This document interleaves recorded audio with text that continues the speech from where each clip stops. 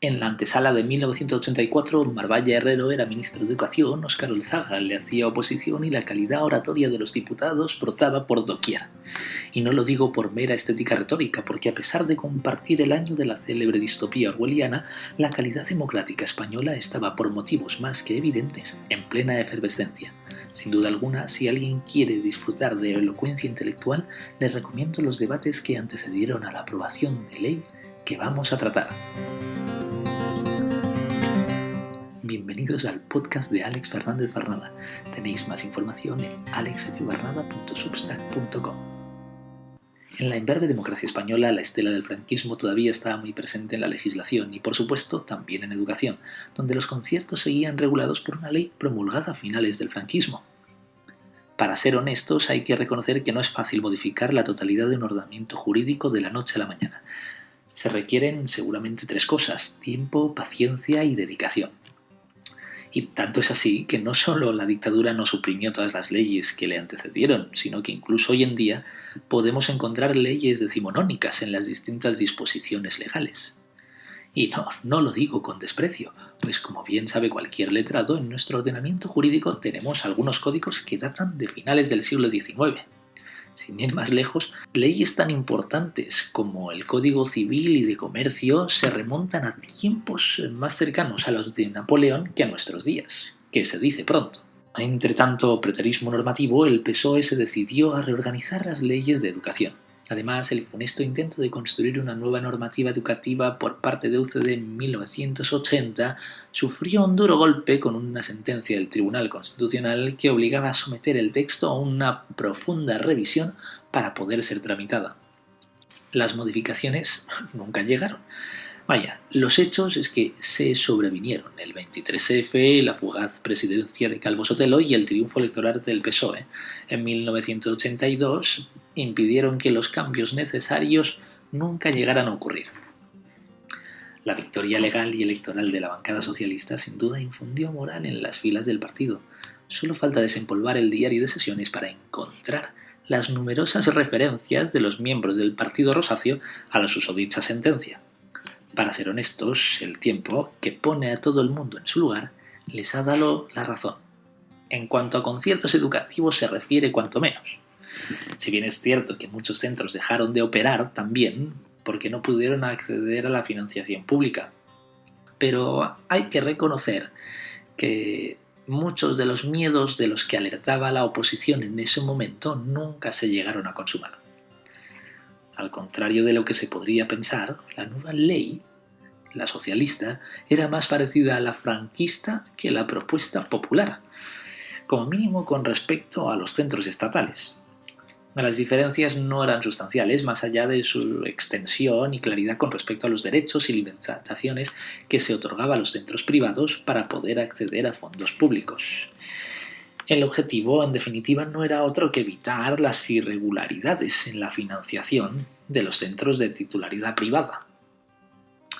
En otras palabras, se buscaba una regulación que disminuyera el riesgo moral que tanto les gusta a los economistas, inherente de recibir dinero público sin el debido control ni condiciones bien establecidas. En la opinión de este humilde servidor, y créanme que entiendo bien a quien pueda discrepar, fue una buena ley en términos generales. Expuesto brevemente el contexto histórico que marcó este hito educativo, conviene adentrarse ahora en cuestiones más técnicas y propias del legislador. Indagar en cuáles deben ser los conceptos esenciales de una ley que regule la financiación de centros de titularidad privada. Tampoco pretendo extenderme innecesariamente en una retahíla de limitaciones y derechos deseables para los centros concertados, pero aún sin pretensión de exhaustividad por las obvias limitaciones de tiempo y también por mi limitado conocimiento, considero oportuno tratar con el rigor y profundidad suficientes los tres conceptos, las tres ideas más importantes para el concierto educativo, así como el desarrollo en los distintos textos legales que lo han regulado. El primero es el derecho a la educación en sí misma y a la gratuidad. Seguramente el oyente más aguerrido en filosofía política ya habrá puesto un grito al cielo. No le culpo, la gratuidad no es condición necesaria para ningún derecho. De todas formas, podremos seguramente combinar dos cosas. Uno, que sí es un derecho, Y 2, que la mejor forma de asegurar este derecho pasa por reducir los impedimentos económicos que, en caso contrario, podrían tener las familias más humildes. El pago de la educación a través de la carga impositiva, si bien no implica gratuidad de derecho para todos, permite la gratuidad de hecho para los que efectivamente lo necesitan, permitiendo que cada ciudadano contribuya a este bien que ponemos al servicio de todos conforme a su poder adquisitivo.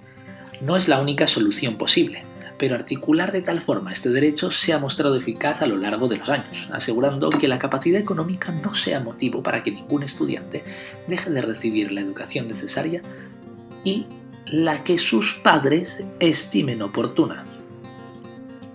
Este principio básico estaba perfectamente articulado en la Ley General de Educación franquista y desde entonces ningún centro sostenido con fondos públicos puede tener carácter lucrativo. Repito por si acaso, ningún centro puede tener carácter lucrativo. En su momento, los legisladores entendieron cabalmente que la ausencia de un pago específico fuera de los tributos para acceder a la educación, que de ahora en adelante le llamaré gratuidad por mera economía del lenguaje, aunque no sea lo mismo, no es suficiente para garantizar el acceso. Eso está claro, pero también debe impedirse posibles sobrecostes camuflados por necesidades extraordinarias del centro. Por este motivo no se permitía, según la ley, establecer enseñanzas complementarias o servicios que comporten una repercusión económica sobre los alumnos sin previa autorización ministerial. Ojo, repito que esto forma parte de la ley franquista de 1970. La ley socialista recuperaba este fundamental aspecto que había perdido la propuesta del Grupo Popular unos años atrás. Un acierto por parte de la bancada socialista en toda regla. Sin embargo, la gratuidad es necesaria, pero necesario no quiere decir suficiente para lograr el objetivo. Si los centros tienen la opción de seleccionar al alumnado, existe el riesgo de que escojan solo a aquellos alumnos que puedan pagar una cuota complementaria, de dudosa legalidad, pero posible si uno sabe cómo articularlo. Además, al ser el consejo escolar del centro quien elige estas contribuciones, también se corre el riesgo de que se convierta en una forma encubierta de elección del alumnado por parte de los padres, puesto que unos padres que no puedan pagar esa cuota no irán a ese colegio. Claro queda, ¿verdad? De esta manera, se estaría financiando a través de un subterfugio un colegio con ínfulas de grandeza, vetando así el acceso a familias socioeconómicamente menos adineradas y convirtiendo el centro en un colegio elitista. A decir verdad, hay que reconocer que esto ha sucedido a través de las fundaciones asociadas a los colegios. Quizá no siempre, pero sí que ha sucedido y hay que reconocerlo. A ver, no solo para favorecer a una educación elitista, también es cierto, sino que también ha llegado a suceder por la escasa financiación que a veces reciben algunos centros, que si no se utilizaran estas pequeñas trabajufias, pues haría prácticamente inviable su existencia sin estas cuotas. Entiendo el motivo, pero no lo justifico.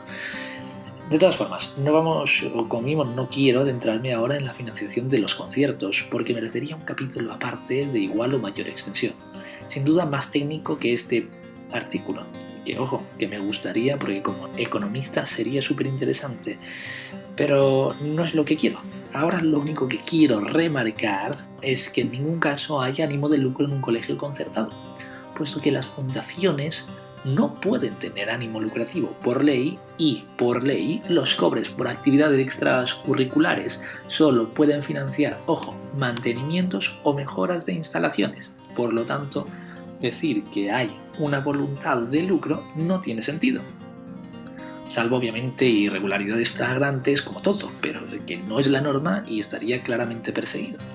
En todo caso, podría llegar a entender quien dijera que es una competencia desleal del colegio otorgándole mayor capacidad financiera, criticable e indeseable, pero de modo alguno sería la constatación del ánimo de lucro de la escuela concertada. Por lo tanto, si en nuestra sociedad consideramos que el acceso a la educación es un bien fundamental que debemos de garantizar sin importar el nivel socioeconómico, es de suma importancia evitar que se pueda cobrar por las actividades ordinarias del centro. La educación reglada de toda la vida.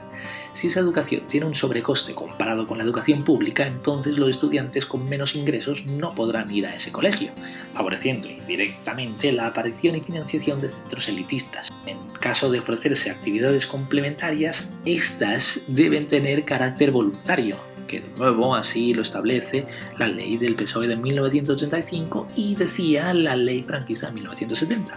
Y si en todo caso las familias sin recursos quisieran poder tener estas actividades de carácter voluntario, pues yo qué sé, se podría constituir un sistema de becas privadas con las condiciones debidamente informadas de antemano otorgadas a través de un sistema público de sorteo. La segunda es la libertad de elección de centro. Los padres son los mayores garantes de una buena educación para sus hijos. De hecho, no hay duda alguna que favorecer su actividad electiva es una de las mejores herramientas para controlar y evaluar efectivamente el nivel de los colegios. No hay ningún padre en el mundo que no quiera la mejor educación para sus hijos, siendo, por lo tanto, los que mejor garantizan el derecho de sus hijos a recibir la mejor de las educaciones posibles. Precisamente por esto, un grupo de padres ilusionados en construir un proyecto educativo encaminado a la excelencia es la mayor de las razones para mantener los conciertos. En el momento en que la iniciativa popular, los procesos participativos construyen proyectos en común, es la mejor forma de conseguir que florezca. Es que todos sabemos que no hay mejor proyecto que aquel que uno hace suyo. Por eso también es tan importante que haya colegios que atiendan las demandas de los padres, porque para ellos forma parte del proyecto vital que quieren transmitir a sus hijos. Por eso es tan bueno que se permita que los padres puedan elegir el colegio. De lo contrario, estamos suponiendo que en la escuela no se inculcan valores más allá de los contenidos académicos, y esto es remotamente falso. Pero es que no solo es falso, sino que contradice el propio sentir del texto constitucional, que defiende la existencia de idearios de un centro. La transmisión de valores es buena si va en consonancia con lo que defiende la familia, siempre por supuesto que sea conforme a derecho y no contravengan principios básicos de convivencia. Vaya, a ninguno nos gustaría que les dijeran que está bien que se vayan saltando semáforos en rojo, para poner una cosa muy evidente y un poco pueril. Bueno, que no hay peor sistema que aquel que al final enfrenta a padres y profesores en cuestiones moralmente controvertidas, generando una tensión innecesaria dentro de la comunidad educativa. Por suerte, con la libre creación y elección de centros, estas cuestiones es que son evitables, motivo por el cual es fundamental mantener ambos derechos de forma clara dentro de las normas educativas. Además, a todo ello se añade que los estudios valoran positivamente la competición entre colegios sin importar la titularidad del gestor, y esto solo es posible si hay una capacidad de hecho para elegir el centro. Esta es la razón por la que los tan manidos sistemas nórdicos utilizan en muchos casos un sistema donde el Estado financia los colegios acorde a la elección de los padres. En estos países la familia puede elegir entre colegios públicos y privados, aunque sí, los segundos sean una clara minoría, pero pueden elegir entre centros públicos y privados, permitiendo que los colegios que no ofrecen un servicio acorde a la exigencia de los padres dejen de operar. Es que en 2015 el Banco Mundial mostraba que en Finlandia alrededor de 100 colegios municipales habían cerrado en los últimos años por esta razón. Por lo tanto, un sistema que permita elegir a los padres y financia a los centros conforme a su demanda incrementa la competencia y es claramente preferible, principalmente porque faculta a los padres a elegir el colegio que mejor consideran para sus hijos sin impedimentos económicos y garantiza la gratuidad del sistema para las familias más económicamente desfavorecidas, que por ello no deberían de perder el derecho de elección de centro. Y el tercero y último que vamos a tratar hoy es la libre creación de centros. El punto anterior es que está intrínsecamente ligada a la posibilidad de que la iniciativa privada pueda elegir sus propios centros. Por ello ya ha salido brevemente como motivo aparejado la libre elección, pero tiene suficiente entidad como para ser tratada de forma separada. El objetivo principal de la libre creación de centros es que si no existe una libertad de creación de centros, la libertad de elección es un mero derecho que no se puede ejercer. Por eso es tan importante que la creación de centros obedezca a la demanda social y no a la voluntad política. Si la red de centros no se vertebra conforme a lo que pide la sociedad, tendremos colegios llenos, pero no las necesidades de las familias cubiertas, que es lo que la legislación en última instancia debe aspirar. Por eso es tan peligroso que en el nuevo anteproyecto de ley no se plantee la demanda como eje vertebrador de la creación de nuevos centros. En ella, su artículo 109 parece intuir una preferencia para los centros de titularidad estatal. Si bien es cierto que es posible hacer una interpretación del texto, no hay ninguna razón de peso para hacer que eso tenga que ser necesario. Solo conviene matizar el contenido y así se evitan equívocos futuros. Es que de lo contrario, una interpretación restrictiva de la norma implicará en el futuro una coerción de la libertad de elección, entendida como extensión inseparable de la libre creación de centros, como os he dicho, y es que esto es del todo indeseable. Además, recogiendo el argumento del punto anterior, se fomenta la competencia al eliminar barreras de entrada para nuevos oferentes, que recordemos de nuevo, son y deben ser gestionadas como entidades de fines lucrativos, que no es el intento de gente de ir a ganar más dinero. Las críticas a la competencia sí que las veo más razonables porque el riesgo es existente, pero deben encauzarse hacia un modelo competitivo y colaborativo, a la vez competitivo-colaborativo, que es posible y que se ha demostrado viable en otros sitios. A ver, entiendo quien lo niegue, pero es que existen múltiples estudios y ejemplos de éxito que muestran que no solo es posible, sino que es lo que es más adecuado para conseguir una educación de excelencia.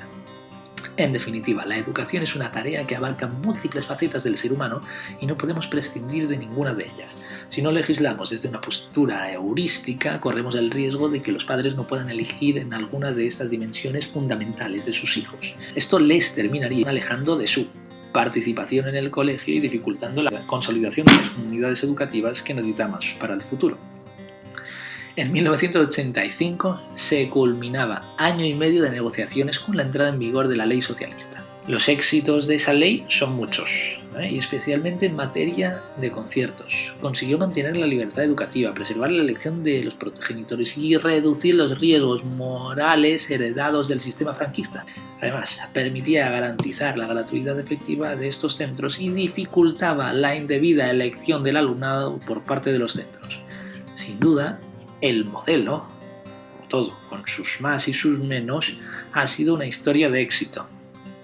Esperemos que se preserve, porque de lo contrario, PSOE se enfrenta a su mayor acierto educativo desde la democracia.